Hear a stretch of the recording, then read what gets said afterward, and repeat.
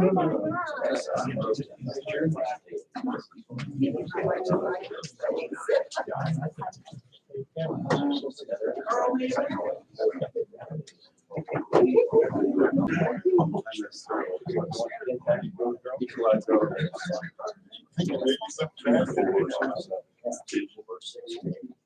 I'm gonna go ahead and open the common council meeting at 7 p.m. Please rise for the pledge of allegiance. Pledge allegiance to the flag of the United States of America and to the republic for which it stands, one nation under God, indivisible, with liberty and justice for all.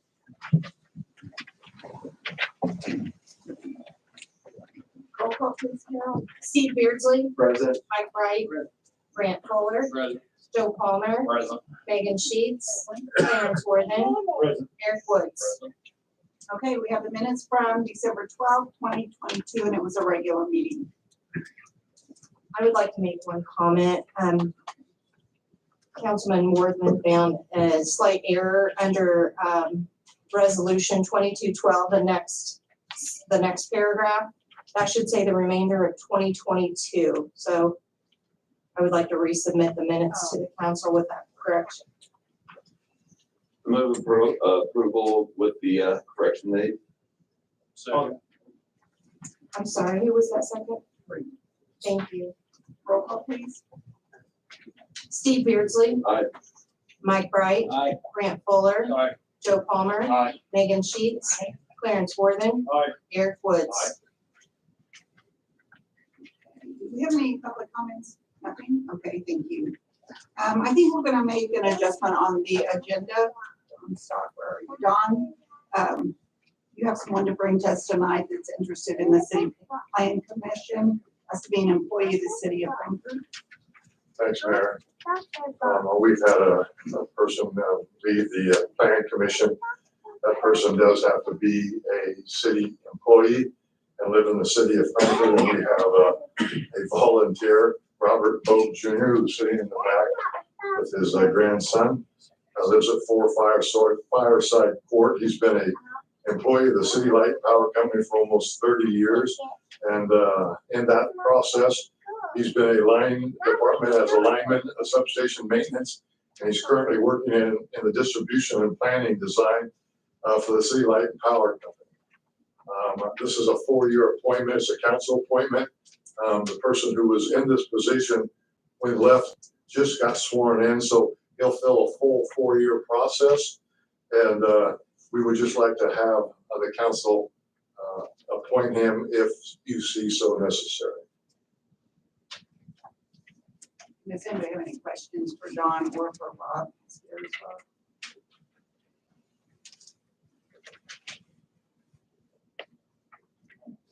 Any questions?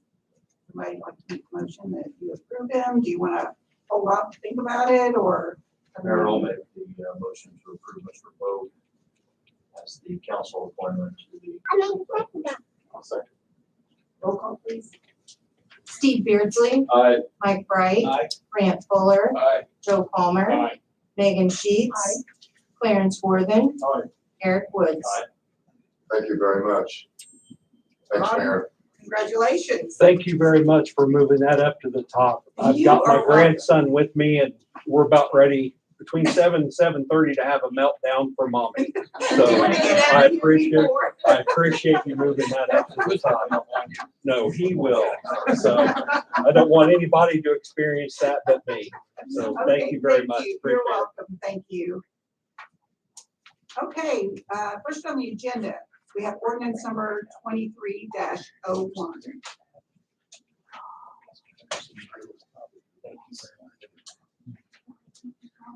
Can I have a motion to read by title only or in its entirety? So moved on title. Second. Roll call, please. Steve Beardsley. Aye. Mike Bright. Aye. Grant Fuller. Aye. Joe Palmer. Aye. Megan Sheets. Clarence Worthing. Aye. Eric Woods. Additional appropriation ordinance number 23-01. Do you want to tell us a little bit about that, Carol, before we go ahead and make the motion to pass it? Yes, we have money in the funds for opioid restricted, opioid unrestricted, which we'll talk about in a little while in more detail. And then the ARP recovery fund still has money as well. The state has indicated that all of these monies need to be reappropriated for 23. We also would have had the option with the ARP funds to build them into the budget for 23, but we weren't confident that we knew exactly how those were going to be spent. So this seemed like a better solution. So just wanted to get this done first thing this year. And then with the ARPA funds, if you do agree to this additional appropriation, then we will have to probably make an amendment to that plan, right? Correct. The restrictions for the ARP money requires that we have a plan that correlates exactly how it's being spent. So we'll have to update that every time that a new expenditure is approved. And we're gonna have a presentation here in just a little bit from Laura Archibald. She's gonna talk about the opioid settlement. But this is just so that we'll be able to spend that money on whatever way we decide to use that. I'll make the motion that we pass ordinance 23-01 on first reading. I'll second. Roll call, please, Carol. Steve Beardsley, Aye. Mike Bright, Aye. Brant Fuller, Aye. Joe Palmer, Aye. Megan Sheets, Aye. Clarence Worthen, Aye. Eric Woods. Aye. Okay, ordinance number 23-01 passes on first reading. Next on the agenda, we have ordinance number 23-02. I'll move to read ordinance 2302, title only. Second. Roll call, please. Steve Beardsley, Aye. Mike Bright, Aye. Brant Fuller, Aye. Joe Palmer, Aye. Megan Sheets, Aye. Clarence Worthen, Aye. Eric Woods. Common Council, City of Frankfort, Indiana, ordinance number 23-02. An ordinance to establish Fund 2256 opioid settlement unrestricted fund and Fund 2257 opioid settlement restricted fund pursuant to Indiana Code 36-1-3. Do you have any questions for Carol? Those fund numbers were actually established, so we had no choice on what to make those. They just told us they had to be. And she worked with OSU then to get this together. So what this is? Yes. Make a motion to pass ordinance 23-02, first reading. I'll second. Roll call, please. Steve Beardsley, Aye. Mike Bright, Aye. Brant Fuller, Aye. Joe Palmer, Aye. Megan Sheets, Aye. Clarence Worthen, Aye. Eric Woods. Okay, resolution or ordinance number 23-02 passes on first reading. Next, we have resolution number 23-01. And this is a resolution authorizing donation of property to Indiana Nonprofit Corporation. Stephanie's with us tonight as well.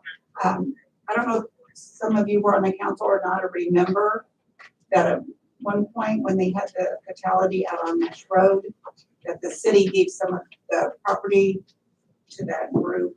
I guess they took from the Y, we took ownership of it, and then the group took care of it. Well, they no longer have the funds to take care of that property. So I met with Stephanie, Kimberly Black and I did, and the core now, it used to be the Y, is interested in taking that strip of land back. So did you want to say anything, Stephanie, to us, or have anything? I mean, you were just gonna maintain that and. Maintain and eventually, hopefully, expand that walking path. Yeah, because currently it was not really being kept up. The city did a little bit to it. I think, didn't we put some stone out there? And we tried to do some things, but they're willing to take that land Is this back. the one behind Turtle Creek that way? Yeah, it's kind of behind St. St. Matthews Matthews back and, there. yes. Yeah. So, what would we need to do then if we pass this, Alicia, then? What we need to do is, once this is approved, then we would need to do a deed to transfer that property to court. And I believe that this also gives authorization for you to sign the deed. Okay.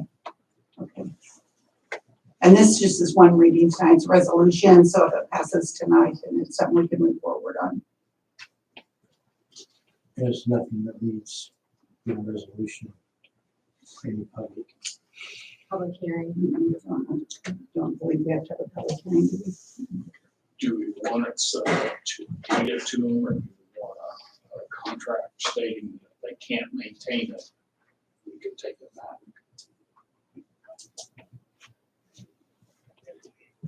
Just a That would be up to question. you. That's just a I'm question. just not sure that it's something that the city would want to do because we kind of ran into not being able to maintain. Isn't that correct, Jason? I mean, we put some stone out there. Trail runs, or the walking path runs from basically the wide parking lot behind the church there. And it goes back to whatever that walking path is. It goes, that would, actually, if you went north, it would go out to Wilshire Drive is where that's at. That's where it stopped.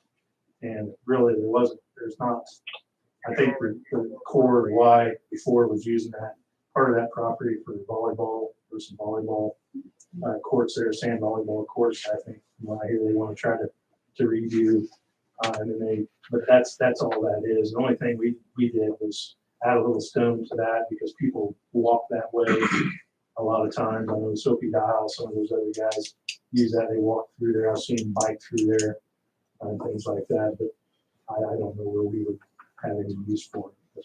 That's kind of what we do. Wouldn't necessarily want it. I just hold the question out there. I think it was just to help, since there were no sidewalks at the time, kind of to alleviate that situation we had out there. And so we decided to take it on as the city. And then, like I said, that group and organization had it. We had funds, but they don't have those funds anymore to maintain it. So, So you just need a motion. yes. I'll make the motion. We pass 23-01. Second. Roll call, please. Steve Beardsley. Aye. Mike Bright. Aye. Brant Fuller. Aye. Joe Palmer. Aye. Megan Sheets. Clarence Worthen. Aye. Eric Woods. Aye. Okay, resolution number 23-01 passes this evening, and I suppose you'll be in touch with Stephanie and get that all worked out. Thank you. Thank you. Thank you. I know you guys will take good care of it. We will. Yes, thank you. Okay, old business. Does anyone have anything under old business?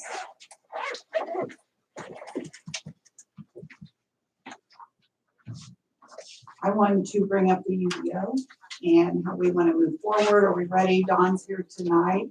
There's a process we're going to have to follow with this UDO. So I guess I want to know which way do we want to go right now? Do we want to continue with it? Do we want to hold back? Alicia really hasn't had much of an opportunity to look it over, have you? Or maybe you have since my thoughts are Alicia needs time to be familiar with it and moving forward if this is what we want. Dawn? You know, at one time, we thought we could get it to the plan commission at the end of this month. That's not gonna happen. We're having a difficulty time of getting our list put together for the people who, get notified, for this hearing. So, that'll move it back to at least the end of February, which means that it wouldn't come before the council until March, which would probably be the first meeting in March if it gets moving along that well. We have our list, but there's no way that we're gonna be able to put it all together and have it ready in time for the 10-day. So we've already moved it away from the 26th or 27th of January to February for it to come before the plan commission. I know that I pass out, everybody has their own book. And once again, if questions arise, or something needs to be discussed, please give me a call. We're happy to do that. But what we hope is that you are all okay with it going to the plan commission for their recommendation back to you for a March meeting. But that's up for discussion. I'd like to hear from the council to see what you want to do moving forward. Are we ready to move on it? Do we want to? I guess this is something that I see as vital as far as something that we need to do as a community. And I want to make sure we do it right. And especially because Alicia is new to this, I want to give her plenty of time to be able to be comfortable with advising us on it going forward. So I guess as much as I'd love to say, yeah, I want this thing done, I want it done right and make sure that we don't miss anything on Well, I believe that us three will be getting together Okay, one of these days soon to start our discussion with it, so that if she has questions, we can go through that. That is part of the process. The mayor had requested after the weekend that we sit down and work at this out together. I'm all about that. I'm all about making sure that all of you are comfortable with it to come before you, to either vote it up or vote it down. So I'm just ready for it to be one way or another. When you look at the fact that 3 years went by with people working on this, and then another now almost 4 years at the end of this year, trying to get this thing passed. The delay for it this time was right because you have a new mayor who needed to be engaged with it also. And so I think that, you know, when you got 6 years involved in it, I think it's time to either say yes or no to something. So. Well, I think, Don, for the most part, I think most folks are in agreement that it's something that's needed to be done for a while, but just doing it in the correct way and make sure everybody's on board. So, okay. Okay, All right. okay, we'll start with you and Alicia and myself meeting, and then we'll take it from there. Perfect. Does that sound, okay? Thank you. Thank you.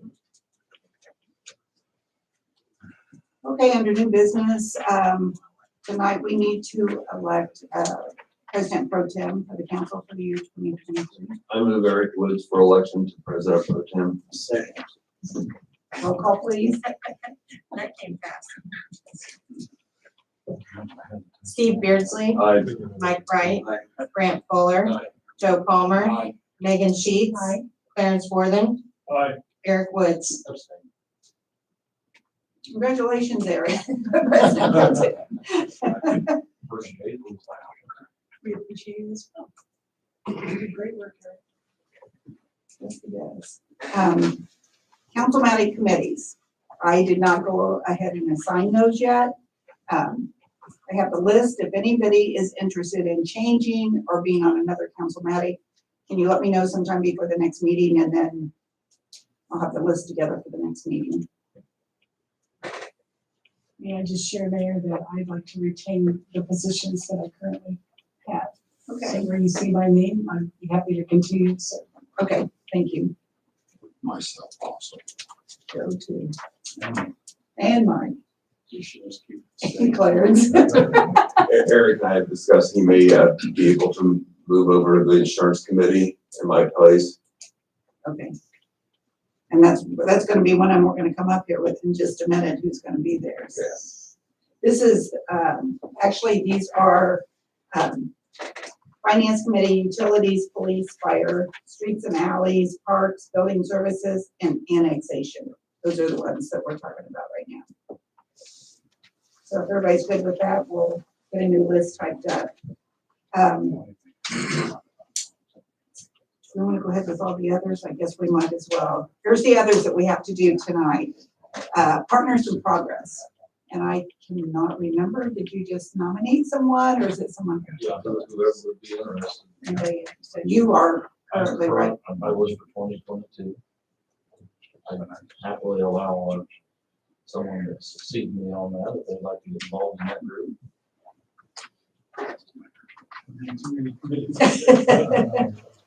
Would anybody like to nominate someone? My brother was holding your hand up.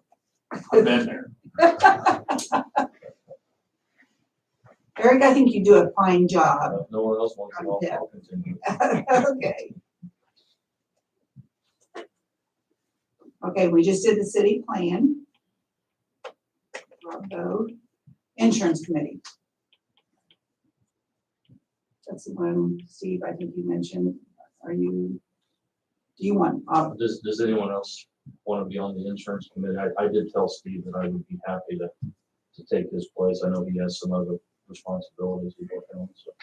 But, I'd say Eric. and you would stay on it as well? Okay, I think we have two on there. Is that okay with everyone? We're doing this by consensus unless somebody tells me differently. Okay, Megan and Eric. Economic Development Commission. Mike Wright? Are you willing to, okay? Redevelopment Commission. Joe, I'm appointed by the council. I have Yeah. no problem staying on there. That's a 4 years, I don't know. is his 4? Yeah. We thought he was up. No. I don't have the list with me. You know, I don't have those dates.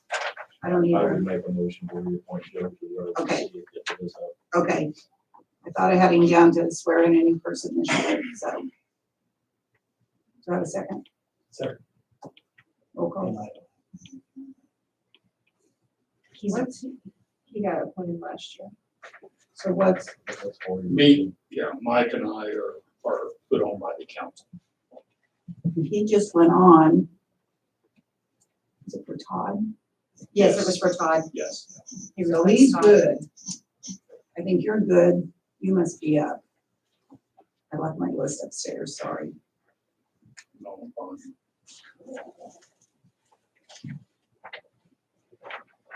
Okay, do we want to go ahead and do that for Joe? We have the first and the We second. do have the first and the second. Yes, Ready for roll call? yes, please. Steve Beardsley. Aye. Mike Bright. Aye. Grant Fuller. Aye. Joe Palmer. Abstain. Megan Sheets. Aye. Clarence Worthen. Aye. Eric Woods. Aye. Okay, Joe, Thank you, everyone. congratulations. Solid Waste District, I'm on that. you want to stay on that? Sure. I'll stay on that. Okay. I think this next one's you too. It's the regional development. Yeah, do you want to stay on that as well? Sure. Okay, They're meeting this week. you do? Okay, I think so. okay. We're gonna go over some, I think Grady too. I heard that's in the I makings. think we're gonna have a meeting on that pretty soon as well, so. Okay, so we'll put you down for that. Okay, I believe that's the only ones that we have to do anything for 2023. Anybody have anything else? Okay, next I have Laura Archibald here, and she's going to talk to us about the opioid settlement task force that we put together. I'll let her explain a little bit about the task force and opioid settlement and the restricted and unrestricted funds.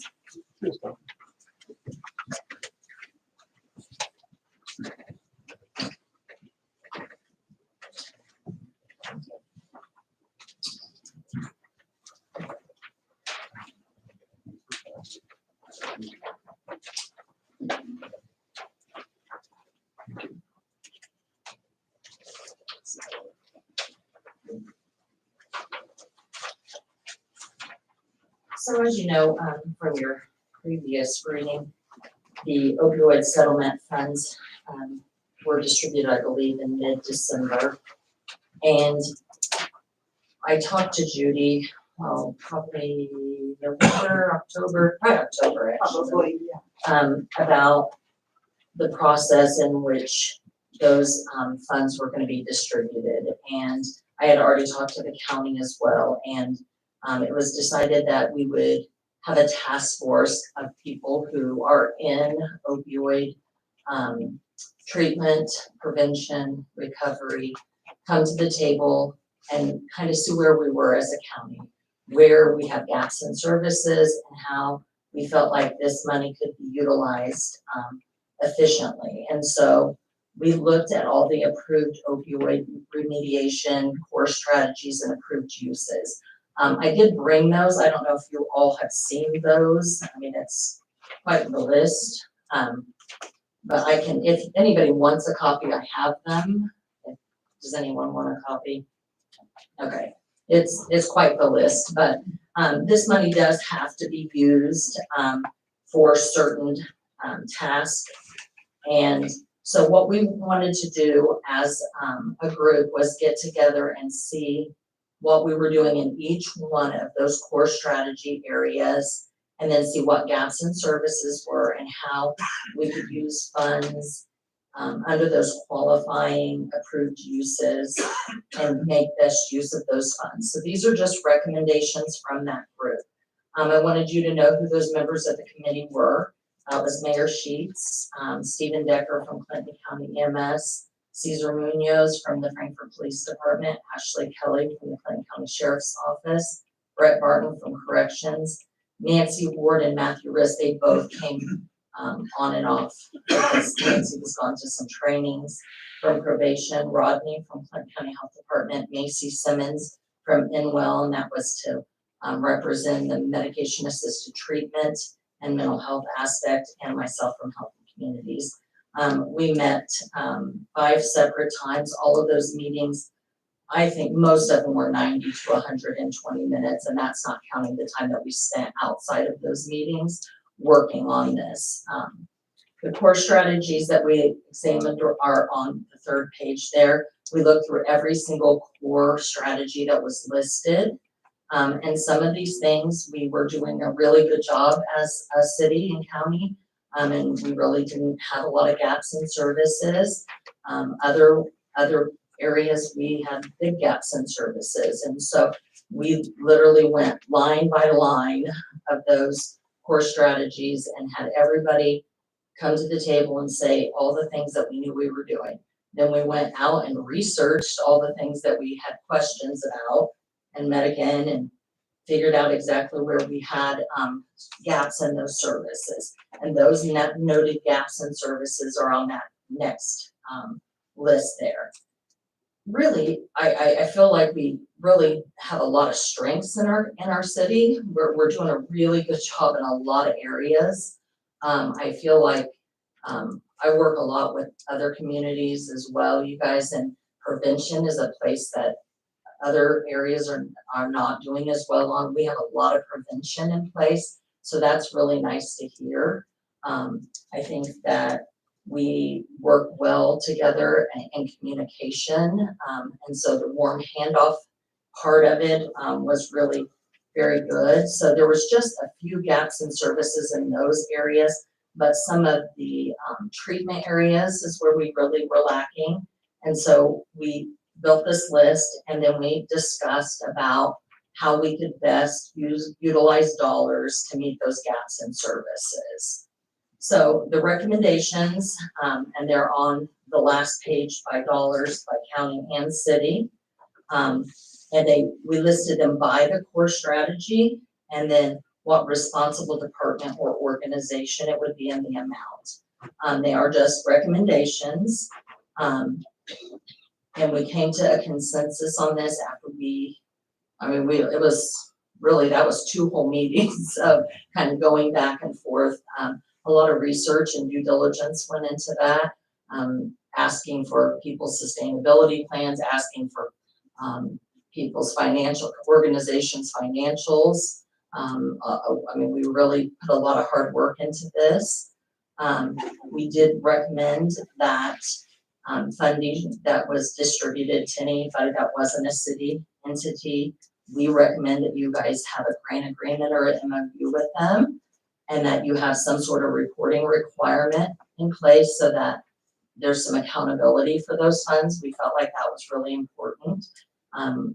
No matter if it's a small amount or a large amount, it should be utilized for what it was intended for. And frankly, that's the law of this money. It says it has to be used for these approved uses. So you need to hold those people accountable to those things. And so we are also, as a committee, willing to reconvene for future funding decisions, like for unrestricted funds, if you wanted us to, and also for future funds, like the years coming up. We do know that this is the year that this is the largest amount, and it goes down considerably after this. This was the big decisions for this year, but after this year, it significantly decreases. Those are probably areas that people could, write a proposal to the council or something, however y'all decide to handle that. Or if you would like the committee to reconvene and look at those things, we could do that. Do you have any questions? I think we got a little bit more than what this says on the 50s. Yeah, we had, $88.08 more. Okay, and it did keep changing, so, It did. yeah, it did, it kept Wasn't changing by every time much, we, but they kept increasing. yeah, every time we go back and look, it was another amount, so, you know, that can be adjusted, but these were the recommendations at the time of our last meeting, and obviously the amount has probably changed since that last meeting, which doesn't surprise me. It changed about 4 times, I think, when we were meeting, so.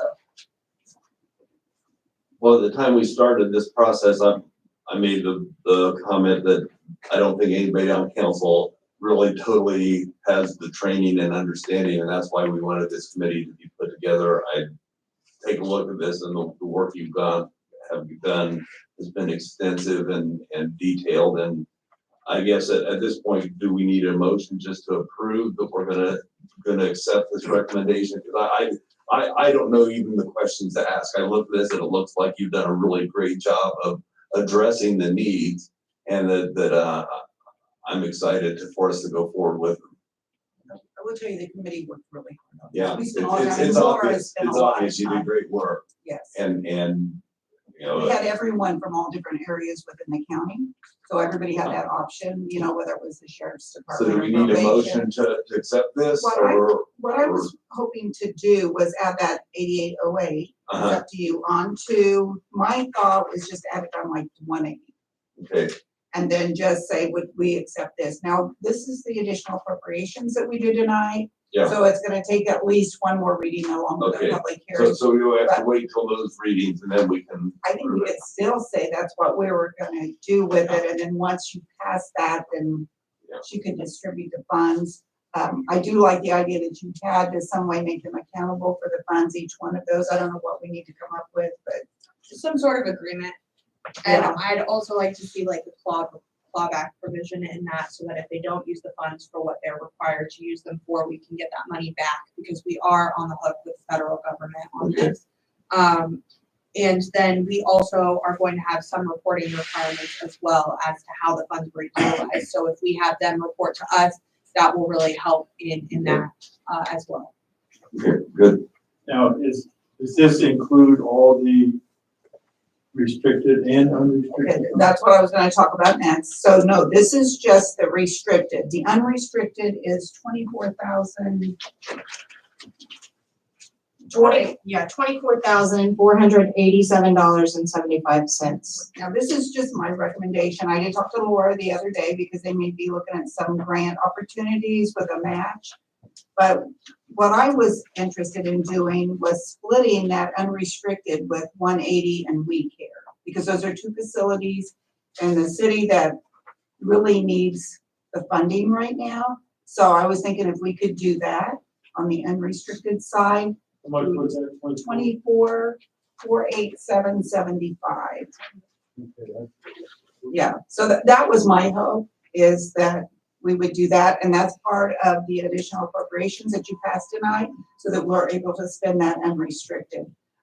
It doesn't necessarily say what it has to be used for, but to me, since it's an opioid settlement and how important 180 and We Care is in our community, I felt like that may be a good area for it, because I know they both can use the funding right now. I would say, could you add it, and we will just do it as an amendment on the second reading for the appropriations.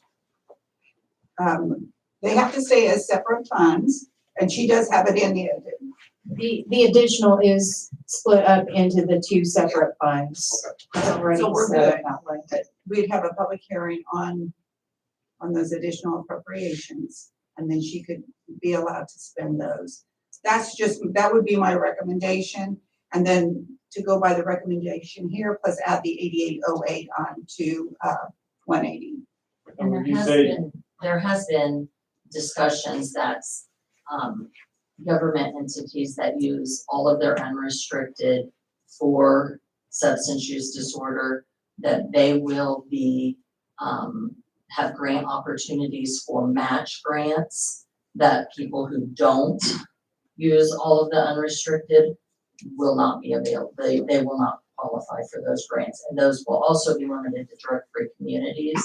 So through Healthy Communities, we have a drug-free community grant, so we're only one of 26 in the state of Indiana. So that automatically limits that to 26 communities who can apply for that. Plus, out of those 26, I don't know how many who are gonna use all of their unrestricted. So that would make us highly competitive for 100% match grant. And those will be replenished a little this year, but not much. I'm gonna say like $10,000 maybe between the two. That's something then we can look at if something else comes up along the way. But as you look down through here, like I said, we worked really hard on to make sure that they're used in That the, goes back to the- you know, they're. I was just curious, if unrestricted, would that be used for treatment for those people in those two facilities? Or how would that unrestricted be used? Yeah, that's considered treatment, which Yeah. is one of your approved uses. Yes. Okay. It would be used in that facility or whatever means that they. Whatever works. Yeah, so they would get, like the 180, we get the $15,088.08, and then whatever that divides out, half of the other, and then We Care would be, I believe on We Care, we have 5,000, and then half of the unrestricted, so. But I just know how important they are in this community, how much we need them, and I know that they need the funding, and this was money that was set aside for opioid, and which is what I would recommend. I think that's wise. Why don't we put that in the form of a motion, that way Okay. we're all on the record. with those. I would move to use the funds as presented this evening, added the unrestricted suggestion that you made, right? Second. Roll call, please. Can we add in there the additional $88.08 for the total as well? Those motions? Yeah. So that would You cover did it. that in the additional appropriation, didn't you? I did. Okay, yeah, add in the 8808 to 180. I'm sorry, was that Councilman Beardsley for the second? Roll call, Steve Beardsley, Aye. Mike Bright. Aye. Grant Fuller. Aye. Joe Palmer. Aye. Megan Sheets. Clarence Worthen. Aye. Eric Woods. Aye. Thank you. Thank you, Laura, and thank you everyone for your consideration on this. And if we decide to put the task force back in force for the money it's gonna be given in 2023, we can do that as well. Okay, thank you, I appreciate it. Okay, and we already did, okay, Bud, stoplight, blue green.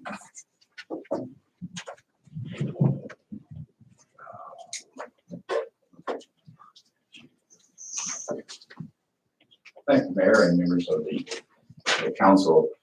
As a member of the school board, and one of our concerns, and has been brought to our attention by several parents about the lack of vehicle control at the intersection of Kelly Road and State Highway 38, 39, and the entrance to Blue Green. What we are asking for is that we can have some sort of a letter or resolution from the board indicating your support, which we will send it to as a school board. We will send that to NDOT, to the traffic division, then for their considerations. I've already reached out to numerous ones. I've already spoken to some of you. I have reached out to the Board of Works. I still want to go talk to the principals of the schools and even to the PTO to cover all that bases, just to show that this is a concerted effort for the safety of our children, of our passerbys, everybody. And now whether or not we get it done quickly, that's another story. It took Clinton Prairie quite some time to get theirs. And I don't know how they did it, but I just want to make sure we have a good, strong, citywide, community-wide effort to get this, some sort of mechanism. It may not be a stop sign. I'm not looking for something like a 24/7 red, green. It could be something we could put on a timer that would only be activated, say, 2 and 4 and 8 and 10, something along that line.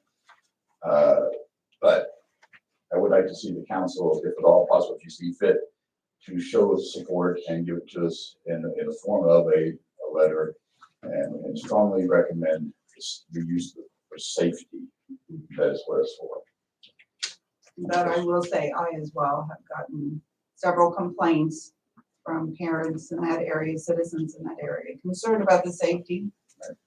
Well, part of the problem, and I know back when the school was built, I was involved with that construction at the time. And NDOT indicated to us that we did not have the volume. I understand that. And I know that, I think Captain Jim Skinner at the time, through the police department, also approached them recently, last year or two. And they came back and said, no, because we don't have the volume. We understand that. But the volume is at these peak hours, which we could control by a timer. That we could then, make sure that we're doing everything that we possibly can to ensure the safety of all who are traveling in that area. I know that NDOT has, I think, or someone has dropped the speed limit coming into town a little bit. But without enforcement, speed limits mean nothing. But we put a light up there, at least it's a visual indicator. So I'm asking for your support in a form of a resolution. I'm assuming that would be. That would be fine, Go for that. if the council. Right, I just want to make sure that we are very much so advocating safety. Nothing else but safety. Anybody got any questions for me? How's that being controlled now? It's my understanding that when traffic is at a peak, coming and going for the schools, that the SRO officer goes out and directs traffic. That is correct. And to be honest with you, we appreciate that. Okay. But what we want as a school board, we want that SRO officer to be in the school, not out directing traffic. One of the comments back to me when I made this statement was, well, you can always get back into the building. How long is it taking to run that 300 yards or whatever it is to get back into that building? By then, too many cruel things could have happened. But, we're not paying that officer as an SRO officer to direct traffic. I didn't know if we had a crosswalk guard there or. No, there's no. I've delivered grandchildren during that time, and that the officer, while helpful, is intermittent and not really well recognized that he's there, and it is really bedlam. Right, and the thing is, I understand that the stoplight's not going to prohibit anybody from going on through, but it does give us some reasonable amount of control. I think that's what we're really looking for. And we just want to show that the patrons, the people who are sending their children to that school, know that we are actively trying to do everything we can to make their children and others safe. To be honest with you, I've had a patron whose children would go to those schools are taking their children elsewhere because of this traffic dilemma. Call for whatever it's worth. But that was the reason that was presented to me. So anyway, I do thank you for your time. If you got any questions, I'll be more than willing to. I support the Y. I know not only for the school, but we also have a problem there with a lot of traffic comes off Kelly right there. But if the deal or NDOT doesn't put a light up, have you looked at possibly putting in the school zone flashing lights? I've seen them in many school corporations where they come on at peak hours when you need them to slow it down. I haven't looked at that particularly, but there's going to be a cost involved in whether or not do we pay for that? Or we could be NDOT. I would think so too. But the thing too, only NDOT can put signs out on their properties. So, they may say, hey, it looks great, tear it out. So we want them to be a partner with us. And I think they will be. I got very favorable conversations with the NDOT traffic engineer, but he could just been patting me on the head and said, go away too. But I'm just saying now, if we come up there and with this packet, the information is that if we get a letter from you folks and from others, we're going to be sending that whole packet. We'll deliver it to them and actually send it to the deputy commissioner there and saying, this isn't just one entity that's asking for it, is the city of Frankfort. And I think we can come go from there. I'd like to make the motion that we as city council participate in the support of this endeavor. Chris McQuaid has suggested, and in whatever means we find most effective, be it resolution or whatever our council advises. I'll second. Roll call, please. Steve Beardsley. Aye. Mike Wright. Aye. Grant Fuller. Aye. Joe Palmer. Aye. Megan Sheets. Aye. Clarence Worthen. Aye. Eric Woods. Aye. Yeah, I mean, we can do a letter and a resolution. Whatever looks We'll come most, has to carry the bit, most weight. Okay. And you know, then we can either, send it out to the superintendent. You know, Okay. he's gonna be the focal point of getting this stuff. Getting all that information together, okay. I, So we'll want a letter that we all sign and resolution. Yeah. yes, Yeah. Sound like that. and that's, Okay. I think the same thing we're gonna do with the board of works. Okay. Okay. And Okay. I just wanna make sure that we emphasize the safety aspects of it, Mhm. just because we want one, won't carry much weight. I understand that. Thank you very much. Thank you, bud. Okay, did anybody else? Maybe I should have brought it up during the whole business. Last meeting, I said something about, examining our regular meeting schedule. And I guess I made a bunch of copies. I'll let everybody take one with them tonight, not necessarily act on it tonight or anything. And actually, there's nothing to act on because according to our ordinance, we only have one meeting a month. There's not even a reason in the ordinances for a second meeting unless it's called. So maybe we can address that in the near future.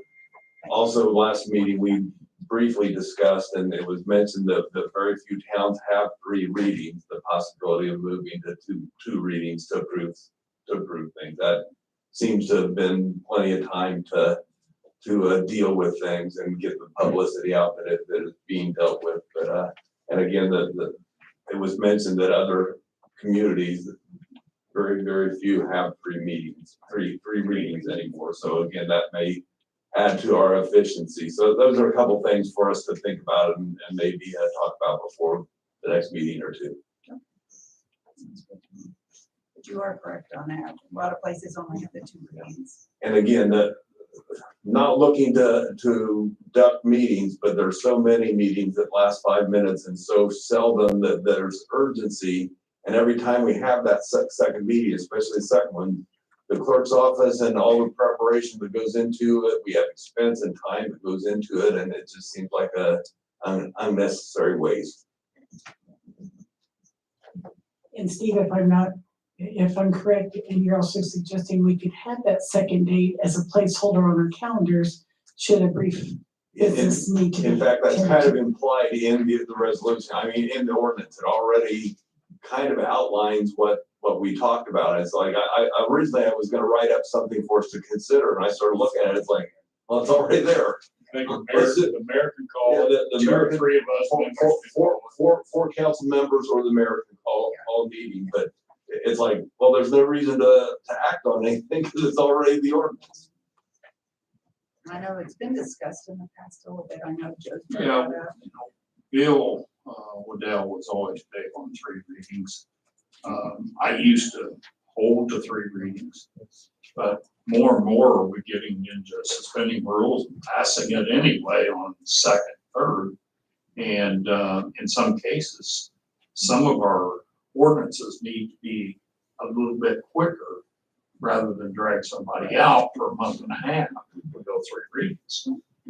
So, you know, I'll support 2 readings. Really.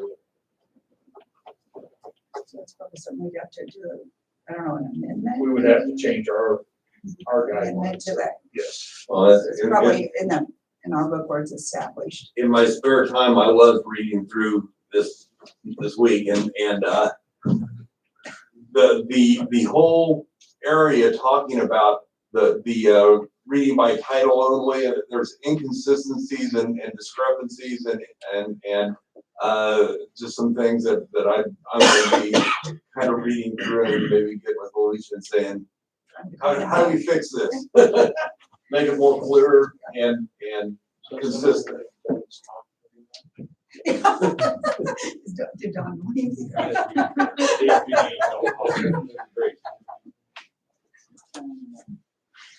And if any of you want a copy of that, I made several copies just so you can see what it says now. Yeah, I'll take that. Do we want to work on that then? Yes, okay. What's the ordinance number on that, Steve? 31.04. Thank you. I think if you look in the actual code, it says that it's right. It's under organization Yeah, in the front of the code of ordinances. That lists a lot of different things. We probably have to do an amendment. There is a section in there on 3. Yes. So We'll we have to have to amend go back and amend it. Yeah. Yeah, we'd have to amend that. Yeah. Sounds good. I'll work on that and talk to Lisa. Okay, sounds good. Thank you. Jason, did you want to say anything about the stoplight at the Blue Green? Well, obviously, I agree with what Bud's saying, it needs to be down there or something, but I thought this might be our opportunity. NDOT has been looking at the rectangular after flashing beacon down at Big Go. There's been traffic studies done there already, and if you remember right, we did a Safe Routes to School project, that sidewalk came out down there. That was supposed to be put in. That's what I in the thought. city. And obviously, I know there's a long distance between Good to Go and the school, but those rectangular after flash beacons, if you ever want to look at one, it's the one right in front of Stewart Manor, Trailer Park. And that was the other side of the Safe Routes to School project. But we had reached out to, I talked to George Kepka from NDOT about putting one there Good to Go. I know that was moving forward. Still haven't seen it put up, but I didn't know if that was something maybe we might include in our letter to say, hey, where are we on that? And maybe, because we had kids crossing there at that intersection, not just traffic, kids crossing, but it would obviously slow traffic down a little bit, maybe. Obviously, they would be able to pick up speed again, obviously, before they got to Kelly, but it wouldn't, obviously wouldn't help coming from the other end, but there is a lot of traffic there. But I don't know if that's the answer in front of the schools, but I do know that's maybe something we want to reach out to them about. I do know the commissioners got a hold of me. It's probably been 3 or 4 months ago. And I thought at that time they were going to do something about it. They were in discussion with NDOT, but evidently they just haven't moved on it. So as far as I knew, it was a done deal. That's what I thought too. They said they Getting were going to. put in at some point in time. I know there's a lot of things they have to do to make sure it's all done right, but I know those things are very helpful. You can adjust the time period when kids are going across, they hit a button, it delays, get traffic, it flashes at them like crazy. And obviously you still have your crossing guard there. It doesn't eliminate the crossing guard, but that's something that they were planning on putting there. But I don't think that's something, there's not a crosswalk down at the other kids. We're just doing the traffic down there. That's something, we'll slow things down a little bit, which kind of more. Okay, thank you, Jason. I did have one other thing I wanted to bring up. I've been looking at our comprehensive plan. It's really outdated. I don't know if anybody's noticed that or not, but it was 2013. So as I was reading through that, there's so many things that are outdated, need to be amended. So I would like to put a committee together and see if we can come up with a time that we can meet and go through these and see what we can do differently. I mean, some of this just, it's not happened when it was supposed to, or it's outdated. So do I have anybody interested in working on the comprehensive plan with me? I don't have a problem. I would do. Joe, Eric, Mike? Okay, thank you. And we'll try to get a time together. I don't know if you even have a copy of the comprehensive plan, but. Let's go ahead and get it on just. Okay, yeah. Like I said, there's a lot of things that we need to look at and to change and you're pretty familiar with it, I know too, as far as the overlay districts and, okay, thank you, I appreciate that. Kit, do you have some for us? Yeah, one thing, mid-December, you guys, I put in your mailboxes, the utilities budget. Here to answer any questions, if any of you's had any questions from it. If not, we appreciate it. I would just say, Kent, that was a well put together budget. I appreciate the work the utilities did on that. Thank you. As always, you always do a good job on the budget for us. Appreciate it. Okay, thank you. Anybody else have anything? So moved. Okay, I think that was a first and second. Thank you, everyone.